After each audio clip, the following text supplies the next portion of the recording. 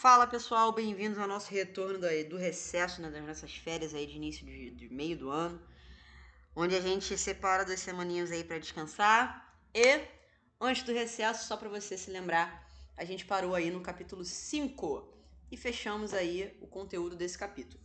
Agora a gente vai rememorar aí os capítulos 1, 2, 3, 4 e o próprio 5 nessas 3 primeiras semanas aí, pré-capítulo 6, semana aí onde a gente sai das nossas férias e entra aí de novo no ritmo da escola, tá? Então a gente começa falando do capítulo 1, mostrando para vocês novamente os aspectos macroscópicos. Quando a gente estuda esse conteúdo, a gente tem que lembrar que os aspectos macroscópicos, eles têm substâncias, a matéria, né, dividida em substância pura e mistura. A substância pura, ela tem a sua divisão em substância simples ou composta, e a mistura, ela pode ser dividida em mistura homogênea e heterogênea, tá? Substâncias simples são aquelas substâncias que só têm um elemento químico, como por exemplo O2. Substância composta, eu vou ter mais de um elemento, como por exemplo o HCl. Lembrando que cada letra maiúscula é representante de um elemento químico, é o símbolo dele. Misturas homogêneas eu tenho apenas uma fase e heterogêneas mais de uma fase. Show? Vamos seguir então aqui. Vamos seguir e fazer aí um exercíciozinho já para a gente treinar essa primeira parte, ó. A alternativa que contém apenas representações de substâncias simples é... Pessoal, repara, para ser substância simples, eu preciso obrigatoriamente ter apenas um elemento químico representado, ou seja, apenas uma letra maiúscula. Repara na letra A, 2 letras maiúsculas já não pode. Repara na B aqui, 2 maiúsculas não pode. Vamos para C, uma maiúscula, uma maiúscula, uma maiúscula. Então fechou. Cada um desses compostos aí tem apenas um elemento químico envolvido nele. Então, você já sabe que esse vai ser o seu gabarito, letra C. Já nessa questão aqui da UERJ, ele quis a substância composta, tá? Ao contrário da outra. Então aqui a gente tem o seguinte, a composta é aquela que tem 2 letras maiúsculas. Só pode ser, então, letra D. Beleza? Então partiu. Vamos falar agora das transformações físicas, que são as passagens, as mudanças de estado físico.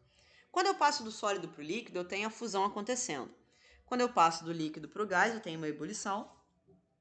Quando eu passo do gás para o líquido, eu tenho uma liquefação. Do líquido para o sólido, uma solidificação. E direto do sólido para o gás ou do gás para o sólido, eu tenho uma sublimação, tá? Lembrando que, para que eu consiga derreter o gelo, por exemplo, eu preciso fornecer energia para esse gelo.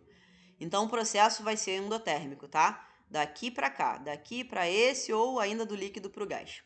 Agora, o inverso tem que ser exotérmico obrigatoriamente.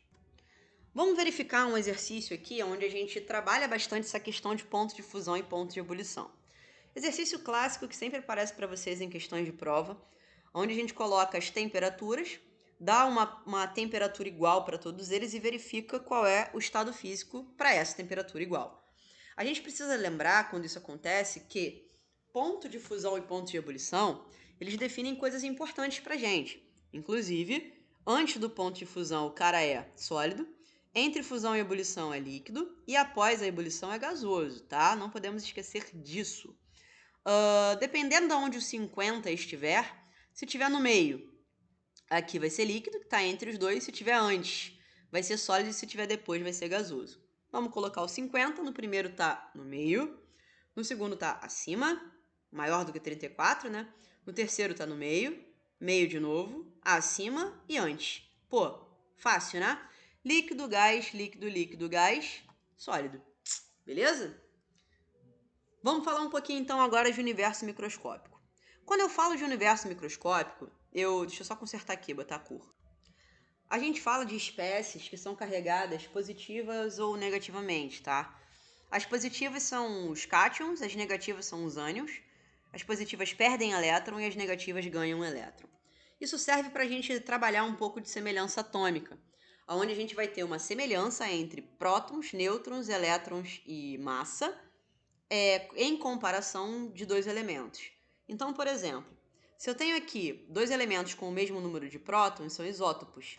Se eu tenho elementos com o mesmo número de nêutrons, e eu descubro isso diminuindo a massa do próton, são isótonos. E se eu tenho elementos com o mesmo número de elétrons, são os isoeletrônicos.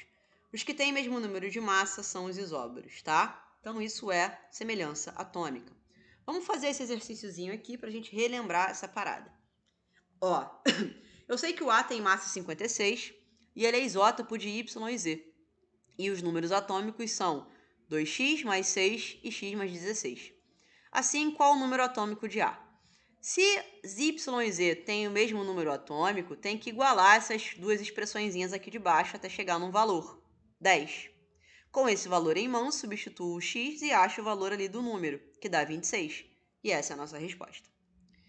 Falando um pouquinho agora de tabela periódica, vamos rememorar como é que a tabela periódica é dividida, né? Eu tenho aqui a divisão em grupos, que são as colunas, e em linhas, que são os períodos. Para que a gente consiga identificar um elemento, né, localizar esse elemento, basta a gente verificar grupo e período. Por exemplo, se eu quiser um elemento localizado no grupo 15 e no terceiro período, eu cruzo os dois e encontro o meu elemento, que é o P, é o fósforo. Então, só fazer um cruzamentozinho. E aqui a gente tem as propriedades periódicas e para onde elas crescem. Então, eu sei que quando eu tenho um raio atômico, eu vou crescer para esquerda e para baixo e todos os outros crescerão no sentido oposto.